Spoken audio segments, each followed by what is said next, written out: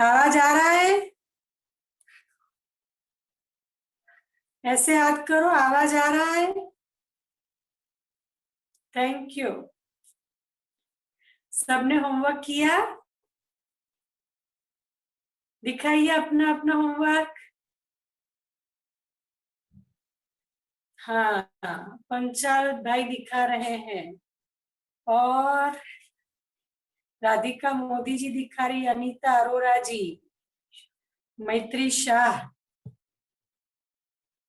और कौन है? दिनेश शाह।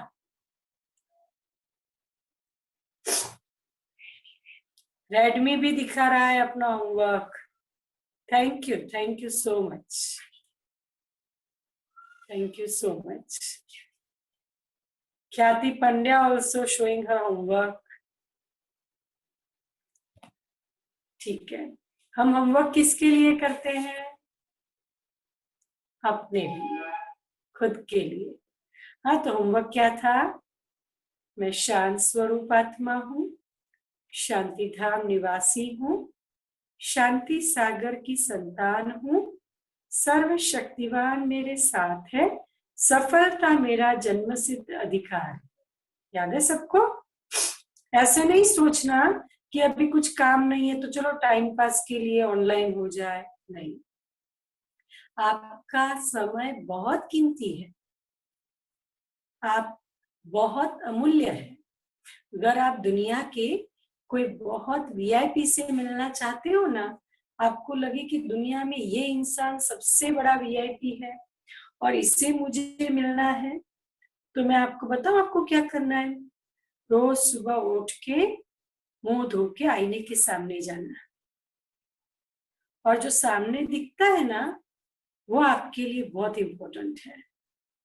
अगर आप उसको खुश रखेंगे तो सबको खुश रखेगा, अगर आप उसको चिल रखेंगे तो सबको चिल रखेगा, अगर आप उसको हैप्पी रखेंगे तो सबको हैप्पी रखेगा।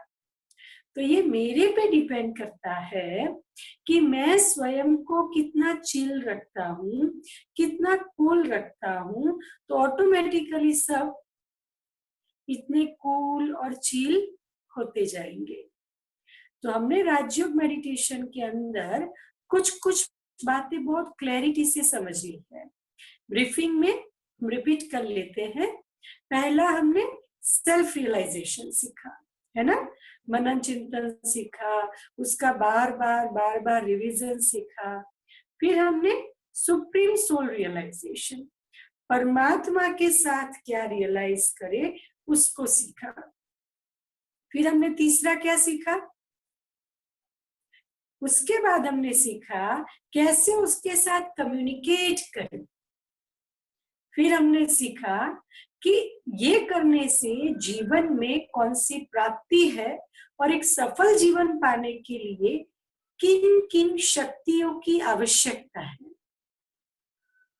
ये भी तो हमने सीखा ना। और फिर हमने सीखा कि कैसे वो परम सत्ता परमात्मा इस धरती पर एक साधारण मनुष्य के तन का आधार लेकर मुझको सत्य ज्ञान दे रही है, अपना सत्य परिचय दे रही है और मुझे सत्य वास्तविकता समझा रही है। तो ये कुछ कुछ बातों को हमने बहुत अच्छी तरह सीखा, समझा। अब आवश्यकता है awareness, alertness, attention, application and practice. ने पहले भी कहा था, it is not cup of T. ये कप ऑफ टी नहीं है जो आप एक दिन पियो और 1 घंटे में काम पूरा हो गया, नहीं। It is not couple of nights, ये 2 रातों की भी बात नहीं है। इसमें हमें बहुत अच्छे से अच्छी प्रैक्टिस करते जाना है, करते जाना है, करते जाना है। और प्रैक्टिस करते करते हमारी बुद्धि में बहुत क्लियर हो जाता है कि मुझे क्या प्रैक्टिस करनी है। अब हम जो लेसन सीखने वाले हैं, ये लेसन है जीवन से रिलेटेड, प्रैक्टिकल लाइफ से रिलेटेड लेसन है। क्यों? क्योंकि कई बार कई बातें ऐसी है कि हमारे मन में बहुत घूमती रहती है, और वो बातें उस कदर तक घूमती रहती है कि मैं खुद को शांत नहीं कर पाता हूँ। मैं चाहता हूं कि मैं एकाग्र रहूं, लेकिन मैं एकाग्र नहीं हो पाता हूँ। नॉन स्टॉप वो बातें मेरे अंदर चलती रहती है, और परिणामतः क्या होता है?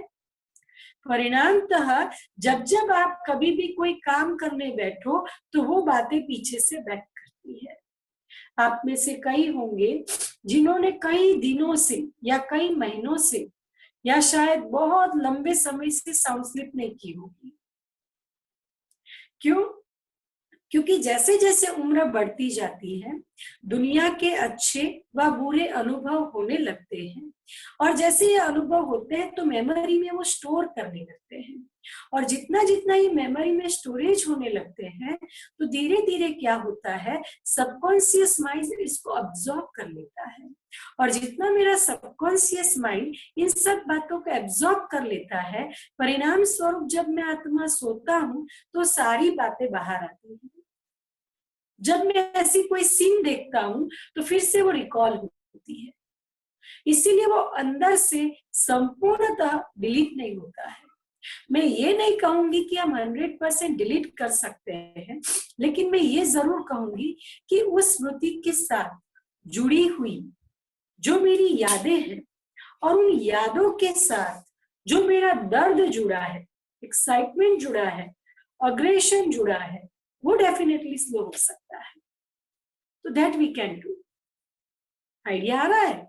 तो वो बातें याद आएगी, लेकिन उसके साथ जुड़ी हुई मेरी जो फीलिंग्स है, मेरे जो इमोशंस हैं, वो ग्रेजुअली डाउन हो सकते हैं। बट कैसे?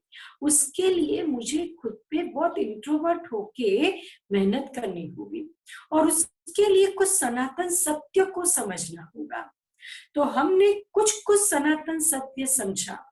पहला सनातन सत्य समझा, I am not doctor, doctor is my profession.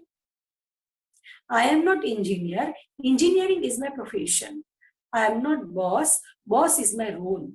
ये मेरा रोल है, मैं बॉस नहीं हूं। मैं डॉक्टर नहीं हूं, लेकिन डॉक्टर मेरा प्रोफेशन है, वकील मेरा प्रोफेशन है। तो हमने ये बात बहुत अच्छी रीति से समझी कि ये सारे मेरे प्रोफेशन है, ये सारे मेरे रोल है। I am not father, father is my role. I am not mother, mother is my role. अब मुझे क्या करना है? बीइंग अ सोल, आत्मा के रूप में जो मेरी 7 क्वालिटीज है, शांति, प्रेम, आनंद, खुशी, वो मेरे रोल में मुझे ऐड करनी है। I hope it becomes clear to you. Suppose मैं एक मदर हूँ, तो जब मैं अपने बच्चों के साथ बात करती हूँ और बच्चों के साथ व्यवहार करती हूँ, तो अगर मुझे ये बात की स्मृति है कि मैं एक आत्मा हूँ, मैं एक डिवाइन सोल हूँ, मैं एक देवी आत्मा हूँ, मैं लविंग सोल हूँ, तो मुझे मेरे रिलेशन में क्या क्रिएट करना है? डिविनिटी, लव, हैप्पीनेस, कोई भी। इसी तरह अगर मैं डॉक्टर हूँ, प्रोफेशन है, अगर मुझे स्मृति रही तो मैं एक आत्मा हूँ और एक आत्मा के साथ बात कर रहा हूँ, तो क्या होगा? उसको भी मुझे रिस्पेक्ट देना है, उसको भी मुझे सम्मान देना है, और उसको भी मुझे अच्छे से समझना है। और उसके लिए आज हम एक बहुत इंपॉर्टेंट लेसन देखेंगे, जो इटर्नल ट्रूथ, सनातन सत्य है। वो लेसन की स्क्रीन यहाँ पे आएगी कि एक्चुअली ये वर्ल्ड क्या है। तो ये वर्ल्ड बिल्कुल एक ड्रामा की तरह है, बिल्कुल खेल की तरह है, जिसको हम कहते हैं कॉस्मिक साइकिल। और ये एक साइकिल जो है, ये साइकिल इटर्नली घूमती रहती है, और ये साइकिल नॉन स्टॉप, इसका कोई एंड नहीं है। जब तक हम इसको साइकिल को समझे, उसके पहले हम इस साइकिल के कुछ फैक्ट को समझ लेते हैं। फैक्ट नंबर 1, ये जहां हम रहते हैं उस पृथ्वी लोक की कहानी है, और इस कहानी को हम नाटक के रूप में देखेंगे। मतलब ये बहुत सुंदर एक नाटक है, बहुत सुंदर एक ड्रामा है, और ड्रामा के अंदर हर एक एक्टर अपना अपना रोल प्ले करता है। हर एक एक्टर की अपनी अपनी पहचान है, हर एक एक्टर के अपने अपने संस्कार है। तो जब हर एक अपना एक्टिंग कर रहा है, हर एक अपने संस्कारों को प्ले कर रहा है, हर एक अपने को मिला हुआ रोल प्ले कर रहा है, तो रोष किससे, द्वेष किससे? और इस साइकिल की भी एक ड्यूरेशन है। जिस तरह कुछ कुदरती साइकिल है, जैसे डे एंड नाइट की साइकिल, दिन और रात का चक्र, उसी तरह जन्म मृत्यु का चक्र, उसी तरह ऋतुओं का चक्र, सीजनल साइकिल, सर्दी के बाद गर्मी, गर्मी के बाद ठंडी, ठंडी के बाद सर्दी, ये गिरता रहता है, बारिश नॉन स्टॉप घूमता रहता है। उसी तरह जन्म के बाद मृत्यु, मृत्यु के बाद अगेन जन्म, नॉन स्टॉप घूमता रहता है। तो सेम वे ये भी एक साइकिल है 5000 साल की, जो नॉन स्टॉप घूमती रहती है। जिस तरह दिन और रात 24 घंटे के हैं, वैसे ये 5000 साल की एक साइकिल है। आप में से कई होंगे कि हाउ डू वी बिलीव कि it is 5000 years cycle. We have accepted day and night cycle as 24 hours, 24 घंटे का दिन और रात का एक चक्र है। हमने ये भी एक्सेप्ट किया है कि 60 मिनट का एक घंटा है। हमने ये भी एक्सेप्ट किया है 60 सेकंड की एक मिनट है। हमने कभी ये सवाल नहीं किया कि क्यों कुछ त्योहार हिंदू कैलेंडर के मुताबिक सेलिब्रेट किए जाते हैं और क्यों कुछ त्योहार गुजराती कैलेंडर के मुताबिक सेलिब्रेट किए जाते हैं और क्यों कुछ त्योहार इंग्लिश कैलेंडर के मुताबिक चलते हैं। वी हैव एक्सेप्टेड 14 जनवरी को ही मकर संक्रांति है, लेकिन हमने दिवाली को ऐसे एक्सेप्ट नहीं किया। दिवाली में हमने कैसे एक्सेप्ट किया, जैसे उसका सेटिंग है उस हिसाब से हिंदू कैलेंडर के मुताबिक ही दिवाली सेलिब्रेट होगी, नया साल सेलिब्रेट होगा। तो जीवन की इस व्यवस्था को हमने कुछ हद तक एक्सेप्ट कर लिया है और उसको एक्सेप्ट करने में ही हमारा फायदा है। अगर मैंने जीवन की इस व्यवस्था को एक्सेप्ट नहीं किया तो नुकसान भी तो मेरा है। जितनी जल्दी हम सत्यता को स्वीकारते हैं वैसे ही चलता है। बच्चा पैदा होता है, उसको सिखाया जाता है मंडे, मंडे के बाद ट्यूसडे। अगर बोलता है मंडे के बाद वेडनेसडे, हम कहते हैं नहीं, मंडे के बाद ट्यूसडे, सोमवार के बाद ही मंगलवार आता है और मंगलवार के बाद ही बुधवार आता है और बुधवार के बाद ही गुरुवार आता है। कहते हैं कि नहीं? तो हम इस तरह उनको सिखाते हैं, समझाते हैं कि इसके बाद ही ये आता है। क्यों? क्योंकि हमें मालूम है इसको एक्सेप्ट करने में ही बच्चे की भलाई है, क्योंकि हमें मालूम है इसको स्वीकार करने में ही बच्चे का भविष्य है। तो सेम वे परमात्मा टीचर, सुप्रीम टीचर आकर अपने बच्चों को ये पढ़ा रहा है। बच्चे, ये 5000 साल का एक साइकिल है और ये एक्यूरेट रिपीट होता है। कैसे रिपीट होता है? 5000 साल पहले मैं और आप इसी तरह ऑनलाइन डिजिटल कोर्स कर रहे थे और आज भी कर रहे हैं। And this is the reason, कई बार हम कई जगह जाते हैं तो हमें लगता है इस जगह पर मैं पहले भी आ चुका हूं, हालांकि इस जन्म में पहली बार ही गए होते हैं। कई बार ये भी होता है किसी से मिलते हैं तो हमें लगता है मैं इनसे पहले मिल चुका हूं, हालांकि इस जन्म में पहली बार ही मिलते हैं। तो कई बार ये भी होता है कि जब हमारे साथ कोई घटना घटित होती है तो हमें लगता है जैसे पहले भी ये घटना घटित हो चुकी है, हालांकि वो घटना पहली बार ही घटित हो रही होती है। क्योंकि आत्मा के अंदर जाने अनजाने में कुछ कुछ बातें अपभ्रंश स्मृतियों के रूप में स्टोरेज की हुई है। फिर भी 5000 साल का जवाब हमारे पास है। हमारे सभी धर्म शास्त्र ने इस फिगर को स्वीकार किया है। हम चलते हैं हमारे हिंदू धर्म की ओर। महाभारत के अंदर बहुत क्लियरली लिखा है 5000 साल में एक बार महाभारत युद्ध हुआ था। और ये भी लिखा है 5000 साल पूर्व महाभारत युद्ध हुआ था। किधर भी 7000 6000 नहीं लिखा है, 5000 साल। इस फिगर को एक्सेप्ट किया है। अब चलते हैं बाइबल में। बहुत क्लियरली मेंशन किया है, जीसस क्राइस्ट के 2000 साल बाद और 3000 साल पूर्व इस धरती पर पैराडाइज था, हेवन था। तो 3 + 2 = 5। अब हम थोड़ा और आगे बढ़ते हैं, और अब आगे बढ़ के हम देखते हैं कुरान के अंदर ये बात बहुत क्लैरिटी से लिखी है, 5000 साल में एक बार कयामत का समय आएगा, अल्लाह ताला नापाक से पाक बनाएगा, अपने साथ ले जाएगा, जहन्नम से जन्नत बनाएगा। सब जगह एक्सेप्ट किया है 5000 साल। इट इज यूनिवर्सली एक्सेप्टेड, क्योंकि कॉस्मिक साइकिल खाली हिंदुओं की नहीं है, खाली मुस्लिमों की नहीं है, खाली क्रिश्चियनों की नहीं है, जैनों की नहीं है, सिखों की नहीं है, मनुष्य आत्माओं की है, ह्यूमन सोल्स की है। और परमात्मा सभी ह्यूमन सोल्स का पिता है, वो हम सबका पिता है। तो वो जो भी बातें करता है वो बेहद की बातें करता है। सबको ध्यान में रखकर इस ड्रामा का डायरेक्टर स्वयं गॉड फादर हमें इस ड्रामा के एक एक चैप्टर को खोलकर बताता है। तो फर्स्ट थिंग हमारी बुद्धि में क्लियर हुई कि ये ड्रामा जो है वो कितने साल का है, 5000 साल का। दूसरा, ये जो साइकिल है वो एक्यूरेट रिपीट होता है। तो अब मेरे सामने कोई भी परिस्थिति आती है तो अब मुझे क्या सोचना है, जो पहले हुआ होगा वही होगा। जिसको महात्माओं ने, संतों ने क्या कह दिया, जे भावी में लखायेलू हसे ए थसे, जे नियति ने मंजूर हसे ए थसे। ऐसे शब्द यूज करते हैं कि नहीं? जो नियति को मंजूर होगा वो करेंगे, जो भावी में होगा वो देखा जाएगा। क्लैरिटी नहीं था, कह दिया।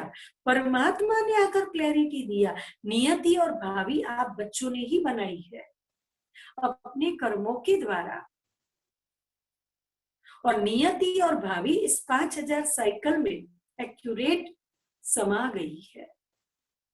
इसीलिए अगर मेरे सामने कोई ऐसी बात आती है तो मैं ये सोचकर मन को शांत करूं, नथिंग न्यू, कुछ भी नया नहीं है। मूज आत्मा ने 5000 साल पहले इसी शरीर में इन्हीं संबंधों के साथ इस परिस्थिति का सामना किया है, तो ये मेरे लिए नया नहीं है और अनेक बार किया है। कितनी बार ये चक्र रिपीट हुआ है। हम सोचते हैं जो काम मैंने 1 बार, 2 बार, 3 बार, 4 बार किया होता है तो 5वीं बार वो काम करना इजी हो जाता है ना, इजी हो जाता है ना। इट इज लाइक जब हनुमान जी श्री राम से मिले और जब उनको लंका पे जाना था और बीच में बहुत बड़ा समुंदर था, तब जामवंत आकर उनको स्मृति दिलाता है, तुम पवन पुत्र हो, तुम उड़ सकते हो। और तब उसके वो संस्कार इमर्ज होते हैं। हम बहनें भी आप सबके लिए जामवंत जैसी हैं। वो स्मृति दिलाने आई है कि ये जो भी परिस्थितियां हैं वो हम सब ने पहले भी फेस की है, अब फिर कर लेंगे। नथिंग न्यू, हमारे लिए कुछ भी नया नहीं है। Everything is okay.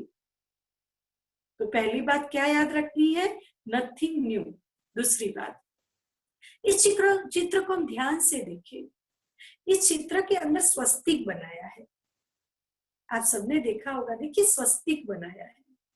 स्वस्तिक हम कब बनाते हैं, जब कोई शुभ कार्य करना होता है तब हम स्वस्तिक बनाते हैं। चाहे वो गाड़ी का ही उद्घाटन क्यों ना हो, वो घर का ही उद्घाटन क्यों ना हो, वो कोई ऑफिस का ही इनॉग्रेशन क्यों ना हो, कोई भी अच्छे कार्य में हम क्या करते हैं, स्वस्तिक बनाते हैं। और स्वस्तिक जो शब्द है वह संस्कृत शब्द सु से आया है और सु का मतलब होता है शुभ, कल्याणकारी। इस साइकिल के अंदर घटने वाली हर घटना में क्या है, कल्याण है। इस साइकिल के अंदर घटित होने वाली हर घटना में कल्याण है। And that is why essence of Gita. Gita का सार ये है, जो हो गया अच्छा हुआ, जो हो रहा है अच्छा हो रहा है, और जो होगा वो इससे भी अच्छा होगा। अब हमें ये मालूम नहीं है कि क्यों ये गीता का सार है, बट इस साइकिल के अंदर, हर दृश्य के अंदर कुछ कल्याण छिपा हुआ है। इसीलिए परमात्मा एक शब्द यूज करते, मीठे बच्चे, ड्रामा कल्याणकारी है। Please note down it, drama कल्याणकारी है, कुछ भी नया नहीं है। जो होगा अच्छा ही होगा, जो हो गया है वो अच्छा ही हुआ है, और जो होने वाला है वो इससे भी अच्छा होगा। अब आपने कई सारी स्टोरी सुनी होंगी, मैं आपको एक रियल लाइफ का एग्जांपल सुनाती हूँ। हमारे पास एक बैंक मैनेजर आते थे, और वो बैंक मैनेजर अपनी रियल लाइफ की स्टोरी मुझे सुनाते थे। और उन्होंने सुनाया कि दीदी आपने बिल्कुल सही बात कही कि हर घटना में कल्याण है। बोला कुछ समय पहले मैं सो एंड सो ब्रांच में था, और कोई लेडी ने मेरे पे झूठे एलिगेशन लगाए और मेरी वहां से शिफ्टिंग कर दी। और दीदी मैं बहुत दूर की ब्रांच में चला गया, बहुत दूर की ब्रांच में। और दीदी वहां पे हार्डली 8-9 महीना भी नहीं हुआ होगा, और मैं इनोसेंट प्रूव हो गया। और बिल्कुल मैं अपने घर की बगल वाली ब्रांच में शिफ्ट हुआ हूँ, और अभी कई सालों से वही हूँ। लेकिन दीदी जब मेरे पे झूठे एलिगेशन लगे, तब मेरे को बहुत दुख हुआ था। मेरे को सेटल होने में बहुत टाइम लगा, बट ग्रेजुअली दीदी जब मेरी शिफ्टिंग 9 महीने के बाद मेरी घर वाली बैंक में हुई, तब मुझे लगा, घर के बाजू वाली बैंक में हुई, तब मुझे लगा हाँ ईश्वर है, सत्य की जीत है। वो कुछ समय परीक्षा की घड़ी थी। तो मैं आपसे भी यही निवेदन करती हूँ कि कई बार जीवन के अंदर कुछ समय परीक्षा की घड़ियां होती है, उस घड़ियों को हमें स्वीकार करना होता है, और उस वक्त हमें चाहिए पेशेंस, बहुत धीरज, ऑप्टिमिस्टिक एटीट्यूड, सकारात्मक वलन, पॉजिटिव एटीट्यूड, ऑप्टिमिस्टिक एटीट्यूड, और तीसरा अच्छे भविष्य की कामना। पर वो जो समय होता है उसमें खुद के साथ बहुत पेशेंस के साथ काम लेनी होती है, बार बार खुद को धीरज दिलानी होती है, ठीक हो जाएगा, ठीक हो जाएगा, ठीक हो जाएगा। ये मुझे कंटिन्यूअस खुद के साथ बात करनी होती है, और फिर धीरे धीरे धीरे आप प्रैक्टिस करके देखोगे वो ठीक हो जाता है। आप सबने एक स्टोरी सुनी होगी मोटिवेशनल स्पीकर के मुख द्वारा या कोई महात्मा के द्वारा, बहुत फेमस स्टोरी है। मैं जस्ट रिपीट करना चाहूंगी, हो सकता है किसी ने नहीं सुनी हो। एक राजा थे, और वो राजा शिकार के बहुत शौकीन थे। और अपने एक बार उनको विचार चला कि चलो शिकार करने जाते हैं, और वो जहां भी जाते थे अपने मंत्री को साथ ले जाते थे। तो इस बार वो राजा अपने मंत्री को साथ लेकर गए, और दोनों शिकार कर रहे होते हैं। और सडनली ऐसा होता है कि शिकार करते करते अचानक राजा का अंगूठा कट जाता है, और मंत्री विद्वान होता है, तो राजा को आहत और धीरज देने के लिए कहता है, राजा जी कोई बात नहीं, जो हुआ अच्छा हुआ। अब जैसे ही मंत्री वो बोलता है राजा जी कोई बात नहीं, जो हुआ अच्छा हुआ, अब राजा जी के गुस्सा का पार नहीं रहता। राजा जी को लगता है मैं राजा, मेरा अंगूठा कटा, और तुमको लगता है जो हुआ अच्छा हुआ। राजा जी उसके लिए ऑर्डिनेंस निकालते हैं, उसको जेल में डाल दिया जाता है, कारागार में डाल दिया जाता है। राजा जी की अंगूठी की सर्जरी स्टार्ट हो जाती है। धीरे धीरे धीरे राजा जी ओके भी हो जाते हैं, और कुछ समय बाद राजा जी को फिर विचार चलता है मैं शिकार पे जाऊं, लेकिन इस बार किसी को लेके नहीं जाना है, इस बार मैं अकेला जाऊंगा। और राजा जी अकेले शिकार करने जाते हैं, और शिकार करते करते शिकार की खोज में अचानक कुछ आदिवासी राजा जी पर अटैक कर लेते हैं, और राजा जी को एक ऐसी जगह ले जाते हैं जहां पे एक देवी माँ को बलि चढ़ानी होती है किसी पुरुष की। और लोगों को कहा राजा मतलब देवी तो खुश हो जाएगी, कि 16 कला संपूर्ण मनुष्य की बलि मुझ पर चढ़ रही है। और इसीलिए अब क्या होता है, जब उनकी बलि चढ़ाने पंडित आता है तो उनको गौर से देखता है और देखने के बाद बोलता है इनकी बलि नहीं चढ़ सकती, ये तो खंडित है, देवी मां पे खंडित बलि नहीं चढ़ सकती, अंगूठा टूटा हुआ है। अब पूरे वो आदिवासी गांव वासी नाचते गाचते ढोल नगारे बजाते राजा जी को अपने राज्य तक छोड़ने आते हैं। राजा जी के सामने क्षमा याचना करते हैं। अब राजा जी को किसकी बात याद आई होगी? मंत्री की। जो हुआ अच्छा हुआ। अब वो जाकर मंत्री को जेल से निकालते हैं, कारागार से निकालते हैं, क्षमा याचना करते हैं और साथ ही साथ बोलते हैं हमें क्षमा करना, हमसे भूल हो गई।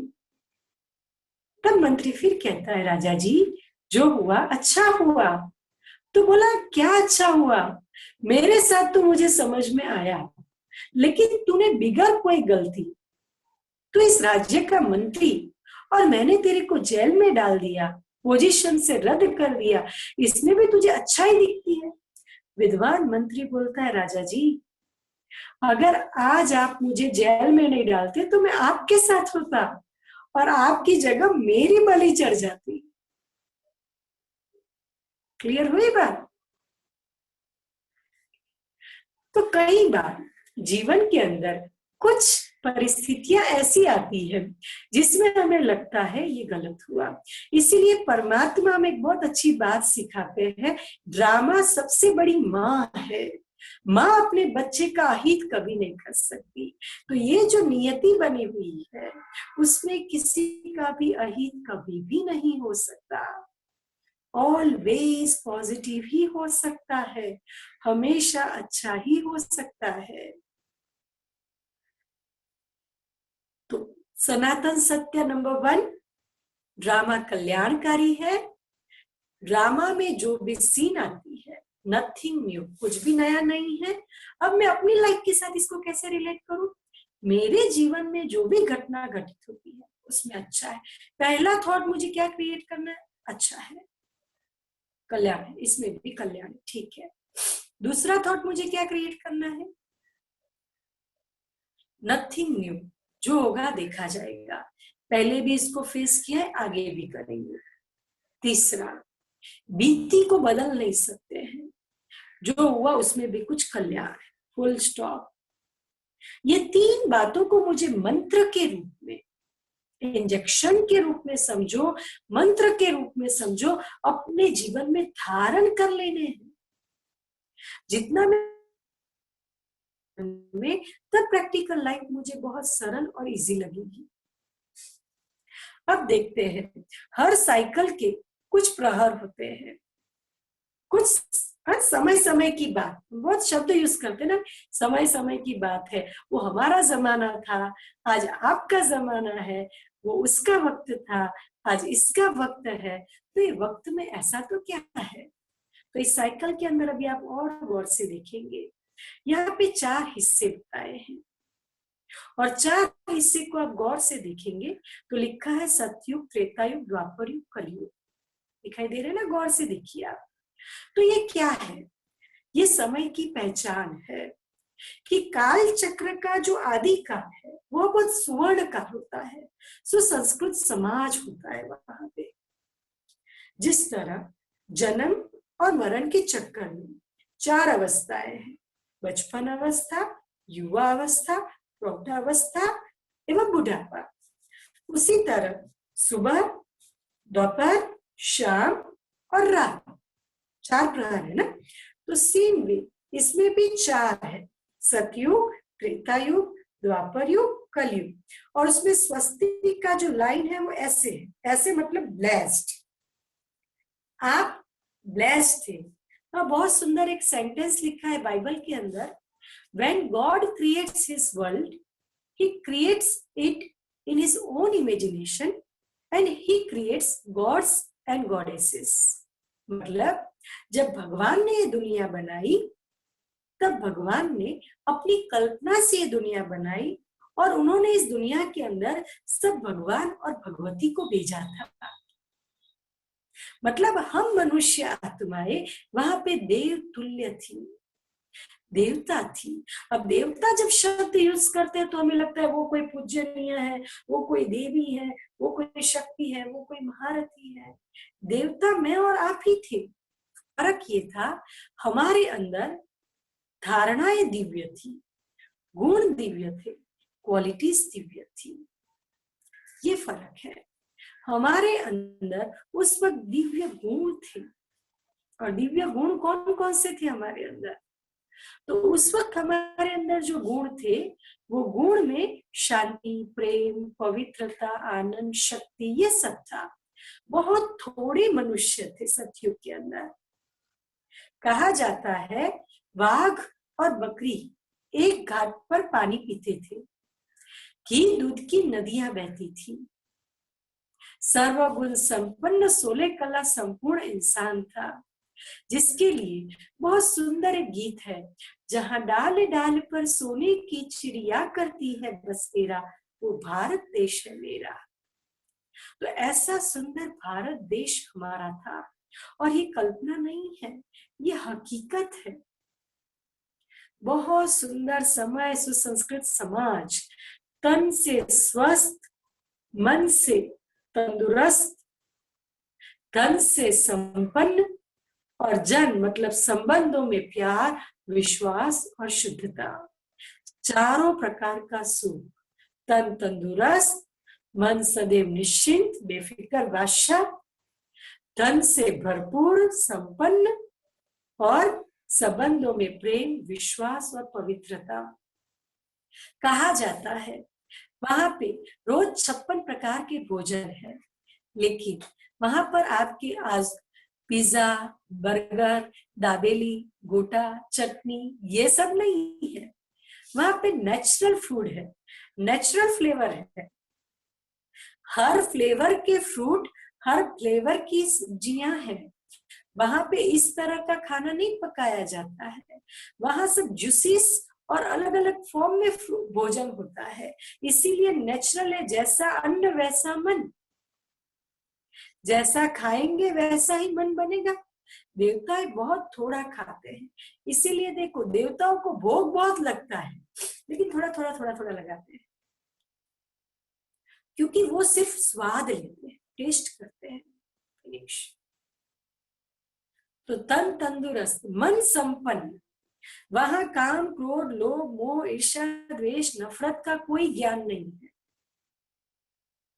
वहां डर का कोई ज्ञान नहीं है। वहां चोरी का कोई ज्ञान नहीं है। वहां घर में लॉक की सिस्टम नहीं है। वहां अंधेरे की सिस्टम नहीं है। कहा जाता है वहां तो सोने के महल होंगे और हीरो से वहां रोशनी आती होगी और पंछियों की आवाज से हम उठते होंगे।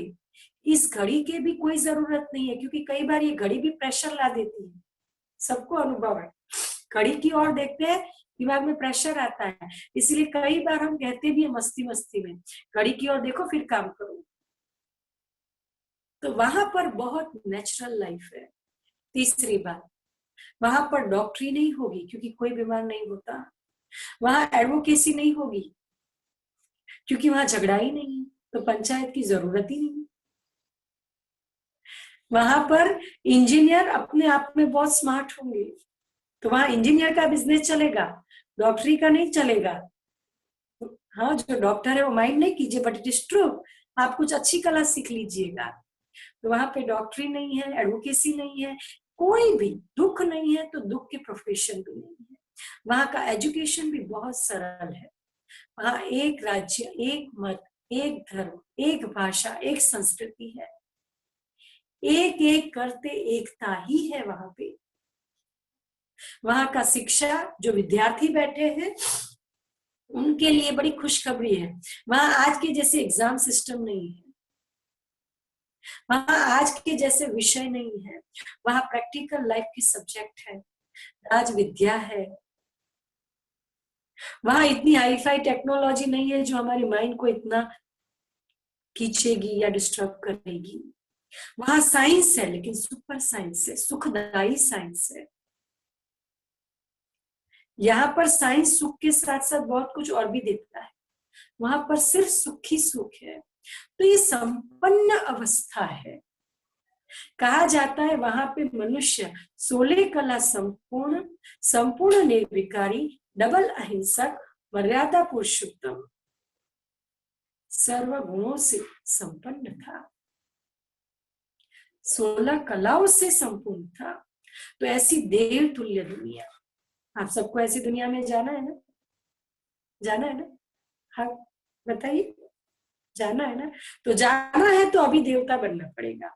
अब देवता बनने के लिए मुगट पहनने की जरूरत नहीं, ना ही पीताम्बर पहनने की जरूरत है, आचरण से देवता बनना है।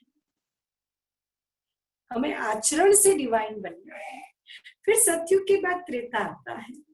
त्रेता युग को कहा जाता है सेमी स्वर्ग। 24 कैरेट सोना और 22 कैरेट सोना में जो डिफरेंस है वो यहाँ पर भी इतना ही डिफरेंस है। 24 कैरेट सोना और 22 कैरेट में कितना डिफरेंस होता है? लिटिल। तो सेम में इधर भी उतना ही डिफरेंस है। मतलब देव तुल्य आत्मा थोड़ी डाउन होती है। 25 साल की उम्र और 30 साल की उम्र या 35 साल की उम्र में ज्यादा फर्क नहीं है, बट चेहरे की रौनक में थोड़ा डाउन आता है। तो वैसा है। तो त्रेता युग इज ऑल्सो संपूर्ण सुखी दुनिया। फिर आता है द्वापर युग। अब कहानी में ट्विस्ट है, और जब तक कहानी में ट्विस्ट ना हो तो मजा भी नहीं। तो अब ड्रामे में नई नई एंट्रीज होती है, वैरायटी एंट्रीज। तो अभी यहाँ पे एक झाड़ का चित्र आपको दिखाया जाएगा, तो उससे हम समझते हैं कैसे कैसे नई नई एंट्रीज होती है। सतयुग और त्रेता युग में सब देवतुल्य है, एक राज्य, एक संस्कृति, एक भाषा, सब जगह एक ही सिस्टम से चल रहा है।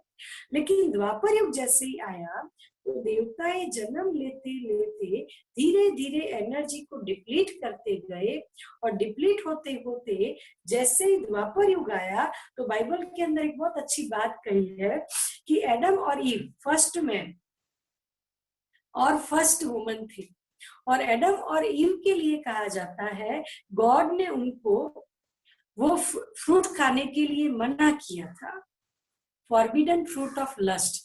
लेकिन देवताओं ने वो फॉरबिडन फ्रूट ऑफ लस्ट मतलब काम वासना के विकार को खा लिया, और धीरे धीरे वो डाउन हो गए। और जैसे ही वो डाउन हुए तब उन्हें लगा कि अब कोई एनर्जी हमें चाहिए, और उस एनर्जी को रिसीव करने के लिए उन्होंने भक्ति की शुरुआत की, और साथ ही साथ नई नई एंट्रीज होती गई। देखिए ध्यान से इस चित्र के अंदर आप देखेंगे, और वो चित्र इस तरह का है कि नीचे आप जड़ देख रहे हो और ऊपर में ट्रंक है। तो जड़ वर्तमान समय की यादगार है। जड़ मतलब रूट ऑफ द ट्री, झाड़ का मूल, उसको कहते हैं जड़। फिर ट्रंक ऑफ द ट्री, झाड़ का तना। तो जो जड़ है वो अभी हम लोग प्लांटिंग का काम कर रहे हैं। सब एक जैसा सोचे, एक जैसे संस्कार बनाए, एक जैसा सब बिहेवियर करे, एक जैसी सृष्टि बनाए, जिसको हम सतयुगी सृष्टि कह सकते हैं। तो अभी ये प्लांटिंग का काम चल रहा है। फिर जैसे ये ट्रंक आता है बीच में, तो ट्रंक ऑफ द ट्री क्या है? एक धर्म की यादगार है। सब सनातन धर्म में रहते थे, वहां पर धर्म के नाम पे कोई पूजा नहीं होती थी, धर्म के नाम पे कोई क्रिया नहीं होती थी। अभी जो धर्म है वो क्रिया वाला धर्म हो गया है। क्रिया में क्या है, मैं बहुत अच्छा एग्जाम्पल देती हूँ कि कई बार हमारे घर में हम पूजा करते हैं, या शादी के पहले गणपति जी की स्थापना करते हैं। तो जैसे ही गणपति जी की हम स्थापना करते हैं तो हम क्या देखते हैं? गणपति जी की स्थापना में हम क्या देखते हैं?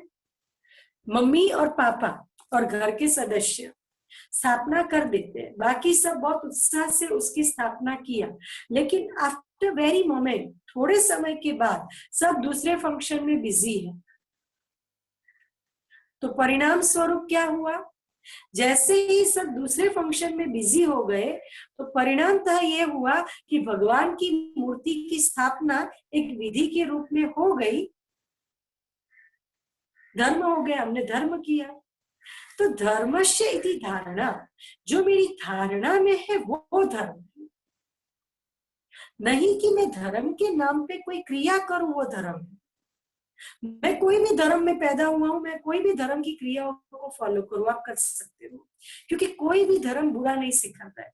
कोई भी धर्म में ये नहीं लिखा है झूठ बोलो, कोई भी धर्म में ये नहीं लिखा है चोरी करो, कोई भी धर्म में ये नहीं लिखा है हिंसा करो। सब धर्म में लिखा है सत्य बोलो, मिलजुल कर रहो, प्यार से रहो, बिगाड़ दो, रिस्पेक्ट दो, भगवान को याद करो, सारी अच्छी अच्छी बातें हैं। लेकिन इंसान ने क्या किया, जब उस धर्म को प्रैक्टिकल आचरण की बात आई तो इंसान ने उसको क्रियाओं के रूप में ले लिया, और जो क्रिया करता है उसके लिए हम कहते हैं बौद्ध धर्म। भले हफ्ते के 5 उपवास कर रहे हैं लेकिन आचरण में कोई फर्क नहीं, तो उससे हम धर्म नहीं कह सकते। तो सतयुग और त्रेता के अंदर एक ही धर्म, आदि सनातन देवी देवता धर्म, लेकिन उस धर्म के अंदर कोई क्रिया विधि नहीं थी, सबके जीवन में ही धर्म था, आचरण ही धर्म था। और फिर हम लोग द्वापर युग की ओर गए। अब आप देखिए ब्रांचेस कैसे, सतयुग त्रेता को पूरा किया, थोड़ा पिक्चर को नीचे लाइए ताकि सबको और क्लैरिटी हो जाए। अब आप देखिए जैसे ही द्वापर युग आया तो अलग अलग ब्रांचेस हुई, और ब्रांचेस जैसे हुई तो आज से 2500 साल पहले गौतम बुद्ध आए, और गौतम बुद्ध जी ने जहां जहां पे ज्ञान दिया, जहां जहां पे संदेश दिया, और जो जो गौतम बुद्ध जी के संदेश को फॉलो करने लगे वो अपने आप को बुद्धिस्ट कहने लगे, और बौद्ध धर्म एस्टैब्लिश हुआ। 2250 साल पहले इब्राहिम आए, और इब्राहिम जहां जहां गए उन्होंने जहां जहां ज्ञान दिया, जहां जहां समझ दी, और जिन्होंने उनकी शिक्षा को फॉलो किया वो सब इस्लामीज के नाम से जाने जाने लगे। 2000 साल पहले जीसस क्राइस्ट आए, ब्रदरहुड, इंटीग्रिटी एंड यूनिटी, भाईचारे की भावना, एकता जैसे कई अच्छे अच्छे संदेश उन्होंने दिए, और इन्होंने जो अच्छे अच्छे संदेश दिए, जो उनके फॉलोअर बने, उन्होंने क्रिश्चियन धर्म को फॉलो किया। 1500 साल पहले शंकराचार्य जी आए, और शंकराचार्य जी ने कहा जगत मिथ्या है, नारी नरक का द्वार है, ना ही नारी नरक का द्वार है, ना ही जगत मिथ्या है, जगत वास्तविकता है। लेकिन इस सृष्टि को थमाने के लिए पवित्रता की आवश्यकता थी, ब्रह्मचर्य की आवश्यकता थी। तो श्री शंकराचार्य जी ने संन्यास धर्म की स्थापना कर इस सृष्टि को ब्रह्मचर्य यानी कि पवित्रता की मदद दी और सृष्टि को थमा के रखा। फिर इस तरह अलग अलग शनै शनै धीरे धीरे धीरे अलग अलग समय पर अलग अलग धर्म पिताएं आए, अलग अलग धर्म की स्थापना हुई। गुरु नानक जी आए, उन्होंने सिख धर्म की स्थापना की। फिर साथ ही साथ महावीर स्वामी आए, उन्होंने जैन धर्म की स्थापना की। फिर अलग अलग मठ पंथ भी बने, कई संत आए, कई महंत आए, सबने अपना अपना अपना शुरू कर दिया। और अभी क्या हुआ कि धर्म के नाम पे इतने सारे टालियां हैं, मठ पंथ के नाम पे, सत्संग के नाम पे इतने सारे सत्संग है कि वर्तमान जो जनरेशन है वो कहती है we believe in work, we believe in application, we don't believe in anything. क्योंकि इतने सारे सत्संग को पाकर, इतने सारे धर्म को देखकर वो खुद कंफ्यूज हो गई, फाइनली सत्य क्या है। और ये जो पेड़ है, कल्पवृक्ष है, कहीं ना कहीं अपनी जर्जरी भूत अवस्था में आ गया। और इसीलिए इस पेड़ की जो तुलना है वो बनियन ट्री के साथ की जाती है, क्योंकि बनियन ट्री के अंदर क्या होता है, जब हम उसको उगाते हैं तो उसकी टालियों से फिर और उगता है, फिर और उगता है, फिर और उगता है, और धीरे धीरे वो इतना फैलता है कि उसका रूट और उसका ट्रंक ऑफ द ट्री गायब हो जाता है। सेम वे अभी इतने सारे धर्म, मठ, पंथ, सत्संग बढ़ गए हैं कि रूट ऑफ द ट्री गायब हो गया है। तब परमात्मा इस धरती पर आकर एक सत्य धर्म की स्थापना करते हैं। अब यहाँ पे कहानी में ट्विस्ट आता है। द्वापर युग में बहुत सारी एंट्रीज हुई, हर धर्म अपनी अच्छी अवस्था में थे, सतो प्रधान अवस्था में थे, हर धर्म अच्छी ही बातें सिखाता था, और हर कोई अच्छा ही था, 90% हम पुण्य कर्म ही करते थे। तो द्वापर युग is one of the best period. सतयुग त्रेता के बाद अगर भक्ति के माहौल में, धर्म के माहौल में बेस्ट पीरियड हो तो द्वापर युग। लेकिन जैसे ही कलयुग आता गया, धीरे धीरे उनके धर्म में भी बंटवारे पड़ते गए। और आज क्या हुआ है, जैसे मुस्लिम धर्म का हम एग्जाम्पल लेते, सुन्नी शिया, हम अपने जैन धर्म का एग्जाम्पल लेते, दिगंबरम श्वेतांबरम, ऐसे हर धर्म के अपने अपने टालियां टालियां हो गई है और बढ़ते गए बढ़ते गए बढ़ते गए। अपने लेवल पे हर कोई कोशिश कर रहा है कुछ ना कुछ अच्छा करे, और उसी की वजह से आज भी सृष्टि थमी है। लेकिन फिर भी जहाँ पे बहुत सारी विविधता हो गई है, वहां पर ये पेड़, ये सृष्टि कहीं ना कहीं हिलने लगी है। और अब हम आते हैं प्रैक्टिकली साइंटिफिक व्यू पर कि कलयुग में क्या हो रहा है। यहाँ पे आप दो बिल्ले को देख रहे हो और बीच में आप गोले को देख रहे हो। पृथ्वी पर कहीं ना कहीं हाहाकार, अंधाधुंधी मची हुई है और अभी ये समय स्टार्ट हो गया है। कहीं ना कहीं नेचुरल कैलेमिटीज, कहीं ना कहीं जैसे अभी कोरोना जैसी बीमारियां, तो कहीं ना कहीं सृष्टि परिवर्तन का कार्य प्रारंभ हो चुका है। अभी सृष्टि बिल्कुल ऑक्सीजन पर है, बहुत थोड़ा समय है, कलयुग अपनी अंतिम चरण में है। और जहां कलयुग अपने अंतिम चरण में है, बहुत अच्छा किसी ने सुनाया है कि धर्म ग्लानि की कुछ निशानियां सुनाओ। तब शुक्राचार्य जी ने कुछ निशानियां सुनाई है, और उस निशानियों को अगर हम आज के साथ कंपेयर करते हैं तो पता चलता है धर्म ग्लानि का समय प्रैक्टिकली अभी चल रहा है। बहुत एक अच्छा उन्होंने बात कही थी कि हे पुत्र, तुम एक ऐसी दिशा में जाओ जिस दिशा में तुमको कुछ अनकॉमन लगे। वो पुत्र जाकर आता है और बोलता है कि मुझे क्या अनकॉमन लगा गुरुजी, मैंने क्या देखा कि एक पंछी है, पंछी के गले में राम नाम की माला है और पंछी मुख से भी राम राम जैसा उच्चारण करता है। लेकिन मैं क्या देख रहा हूं, उसके टांग में मांस का टुकड़ा है। तो राम और मांस का टुकड़ा दोनों साथ कैसे रह सकते हैं? तब उन्होंने कहा, ये कलयुग के कहे जाने वाले ज्ञानी और पंडितों की निशानी है। सब एक जैसे नहीं है। इट इज जनरल एजम्पशन कि मुख में अच्छी अच्छी बातें हैं और पर्दे के पीछे व्यभिचार है। फिर देखा कि ऐसा भी हुआ, दूसरे बच्चे को भेजा, जाओ पुत्र तुम देख के आओ, तुम्हें क्या दिखता है? तो वो देखकर आता है और वो बोलता है कि गुरुजी मैंने क्या देखा, मैंने कुछ ऐसा देखा कि एक हाथी है, उसको दो सूंड है, वो दोनों सूंड से ही खा रहा है। कुछ समझ में नहीं आया। तब गुरुजी ने कहा, ये कलयुग की, मैं किसी को क्रिटिसाइज नहीं कर रही हूं, पर ये सत्यता है, कलयुग के कहे जाने वाले राजाओं की निशानी है, जो गरीबों से भी चूसेंगे और अमीरों को भी चूसेंगे, दोनों से माला माल बनेंगे। फिर एक तीसरा पिक्चर देखा, तो बोला क्या देखा? तो बोला मैंने कुएं देखे, 5 कुएं देखे।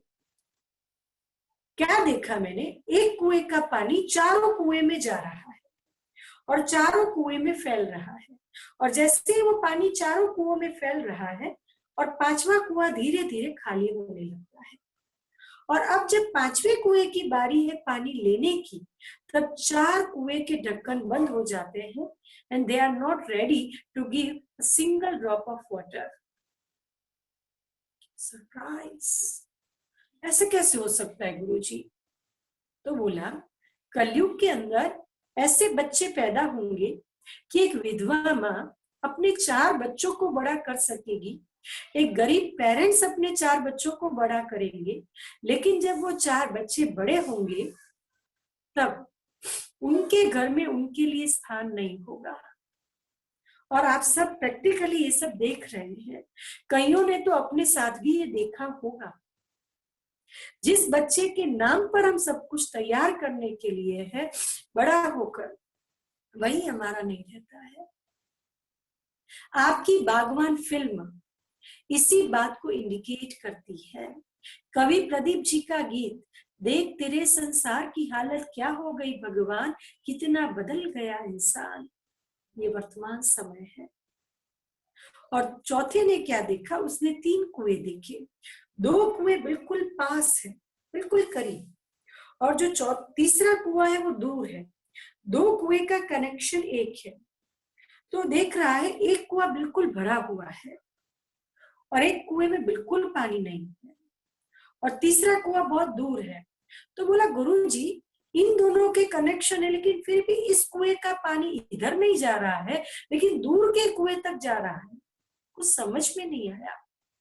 तब गुरुजी ने कहा, कलयुग के अंदर 2 सगे भाई होंगे, एक के पास बुद्धि होगी, शक्ति होगी, धन होगा, सब कुछ होगा। एक के पास बहुत कम होगा, लेकिन उसकी बुद्धि शक्ति, इसकी समृद्धि, जहां नाम मान शान शोहरत मिलेगी वहां तक पहुंचेगा, लेकिन अपने भाई के पास नहीं पहुंचेगा। ये वर्तमान समय है। मुझे जरा हाथ खड़ा करके बताइए, क्या ये जो सिचुएशन है आपको अपने आसपास दिखाई देती है, या कहीं ना कहीं आपको अपने घर में दिखाई देती है? वर्तमान समय ये विजिबल है? लगता है आपको कि ऐसा कुछ हो रहा है? लगता है? हाँ, सब हाँ बोल रहे हैं। देखो, बड़े प्यार से हाँ बोल रहे हैं। हाँ, लगता है, लगता है। इट मीन्स ये सत्यता है, ये हकीकत है, और ये कलयुग का समय है, और कलयुग में ये चारों ओर हो रहा है। तो अब आप किस चीज की देरी सोच रहे हो? अब हम वैज्ञानिक दृष्टिकोण पे जाते हैं, साइंटिफिक अप्रोच में जाते हैं, साइंटिफिक एटीट्यूड में जाते हैं। साइंटिफिक अप्रोच के मुताबिक अभी ग्रीन हाउस इफेक्ट चालू हो गई है। मिनिमम 33% पेड़ पौधे चाहिए। इंसान ने अपने रहने के स्थान बनाने के लिए बिल्डिंग पे बिल्डिंग, बिल्डिंग पे बिल्डिंग बनाता जा रहा है, बनाता जा रहा है, और पेड़ पौधे कम हो रहा है। परिणाम था ओजोन वायु नहीं पहुंच रहा है, साथ ही साथ पॉल्यूशन बढ़ रहा है, हिमालय पिघल पिघल के नीचे आ रहा है, समुद्र की सपाटी ऊंची आ रही है। तो कहीं ना कहीं ये समय आ गया है। और तीसरी बात, जब सेकंड वर्ल्ड वॉर हुआ तब इट इज अनाउंस्ड, और किसी बहुत तत्व चिंतक ने कहा था, अगर तीसरा विश्व युद्ध होगा तो बहुत महाभारी होगा। दूसरे विश्व युद्ध के बाद हम फिर वापस जिंदा हुए, लेकिन तीसरा विश्व युद्ध नहीं देख पाएंगे। 2 युद्ध तो हो गए, तीसरे की तैयारियां तो दिखाई दे रही है ना। मैं आपको डरा नहीं रही हूं। देखिए, रात को 12 बजे अंधेरा होता है, यू हैव टू एक्सेप्ट। हम ये नहीं कह सकते हैं कि आप बच्चे को डरा क्यों रहे हो, नहीं, हमें उसको सभ्यता से इन्फॉर्म तो करना पड़ेगा ना, कि देख 12 बजेगा, अब तू लाइट लेके जाना, बत्ती लेके जाना, नहीं तो नहीं दिखेगा। मैं भी तो आपको बत्ती दिखाने आई हूँ। चारों ओर अंधेरा है। अब मैं आपको सेल्फ अवेयरनेस की बत्ती दिखाने आई हूँ। और ऐसे समय पर अभी जो अंतिम समय है, हाँ, अभी पहले फिर से हम सृष्टि चक्र वाला चित्र देखते हैं।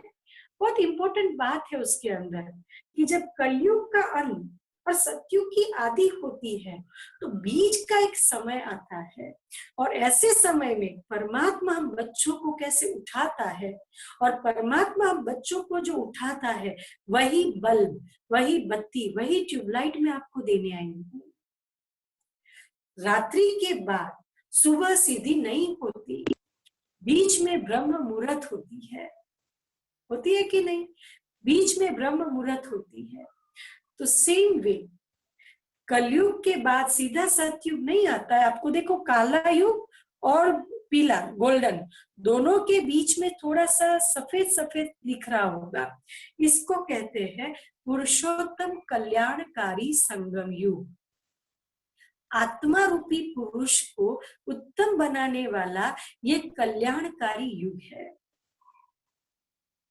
और ये वो समय है जहां पे आत्मा रूपी पुरुष उत्तम बनती है और परमात्मा इस धरती पर अवतरित होते हैं।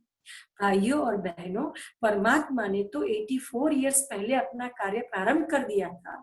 जब युद्ध शुरू हो तब गोले बनाने नहीं बैठना होता है, तैयारियां पहले से की जाती है। सेम वे परमात्मा ने भी सतयुगी दुनिया की स्थापना का कार्य बहुत पहले शुरू कर दिया है। हम लोग तो ऑलरेडी लेट है। अगर हम और भी लेट हो जाएंगे तो अब क्या होगा? अगर अभी भी हम सोचे ब्रह्मा कुमारी वालों की ये फिलोसॉफी है, तो हमसे ज्यादा बुद्धू और कोई नहीं है। It is not the philosophy of Brahma Kumari, it is the Sanatan Satya, it is the 100% fact कि समय पक चुका है, परिवर्तन का समय आ चुका है, अब नहीं तो कब नहीं। अब अगर नहीं जागे, then you will be too late. हम सब लेट तो है, तो लेट ना हो जाए। भगवान ने आके बहुत अच्छे शब्दों में कहा है, मीठे बच्चों, मुझे जानो, मुझे पहचानो, मैं जो हूं, जैसा हूं, मुझे पहचान कर मेरे साथ बुद्धि का योग जोड़ो। और ये करना है, ये धर्म या भक्ति नहीं है, ये है, इसको आप ये भी नहीं कहो स्पिरिचुअलिटी। मैं कहती हूँ इन सबसे ऊपर उठ जाओ।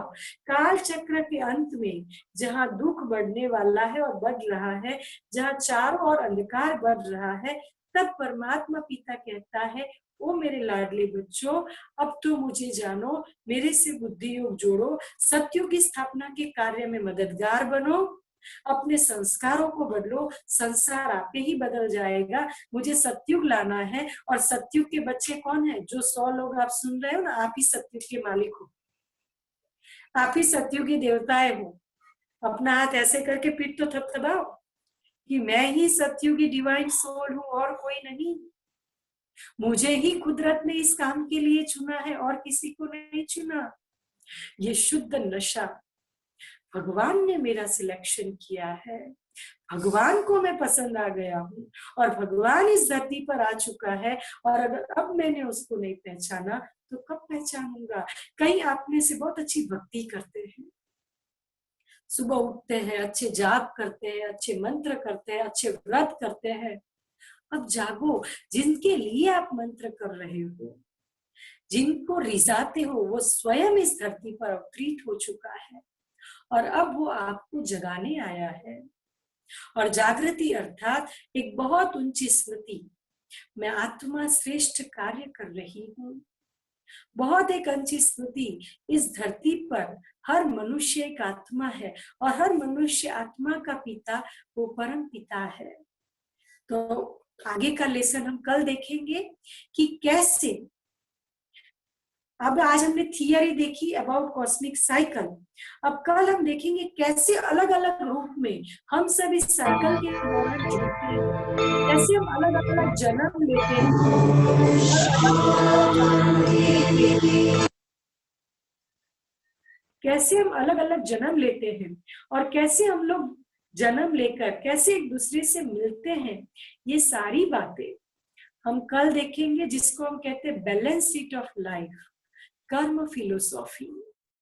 कैसे हमारे कर्म हमारे साथ चलते हैं। अभी हम इससे रिलेटेड थोड़ा मेडिटेशन करेंगे। अपनी अपनी जगह पर बिल्कुल सीधे बैठ जाएं और जो बातें यहाँ पे बोली जाती है उसको प्रैक्टिकल लाइफ में कोशिश करें उतारने की।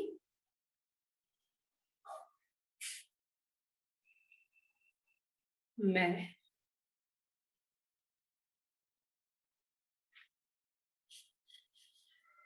देह को चलाने वाली आत्मा, सोचने वाली आत्मा, इस 5000 साल की साइकिल में वैरायटी रोल प्ले करती हूँ। मेरे साथ जो हुआ बहुत अच्छा हुआ है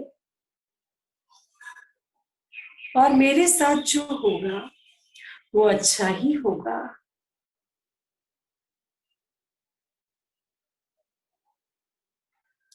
इस काल चक्र की हर घटना में अच्छाई समाई हुई है।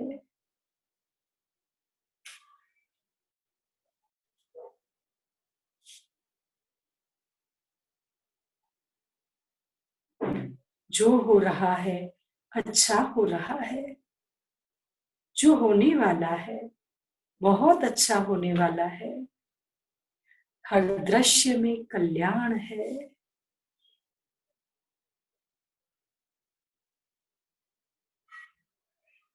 साथ ही साथ एक श्रेष्ठ चिंतक करें,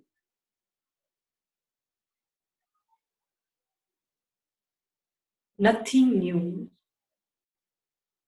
जो भी मेरे सामने सिचुएशंस आती है, मैंने पहले भी इसको फेस किया है। मैं शक्तिशाली आत्मा हूं, अब मैं अकेली नहीं हूं। मेरे पिता को मैंने पहचान लिया है, वो ऑलमाइटी मेरे साथ है। कोई भी सिचुएशन को फेस करना मेरे लिए चुटकी का काम है, क्योंकि मैंने अपनी परमात्मा की गोदी में स्थान लिया है। दिल से उस पिता के साथ बातें करें, रिश्ता जोड़े। रोज सुबह शाम 15-15 मिनट बैठकर बातें करें। दिव्य चक्षु से उसे देखने की कोशिश करें। उस प्रकाश को, उस ऑलमाइटी के दिव्य स्पर्श को आप महसूस करोगे।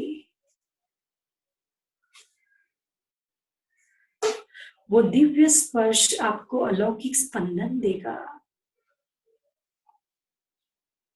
एक अनोखी खुशी देगा। शर्त है, उसको अनुभव करने के लिए उसके जैसा बनना होगा। मैं जो हूं, जैसा हूं, वो मुझे स्वीकार करता है, लेकिन मैं दिल से एक बार कह दूं, वो मेरा है।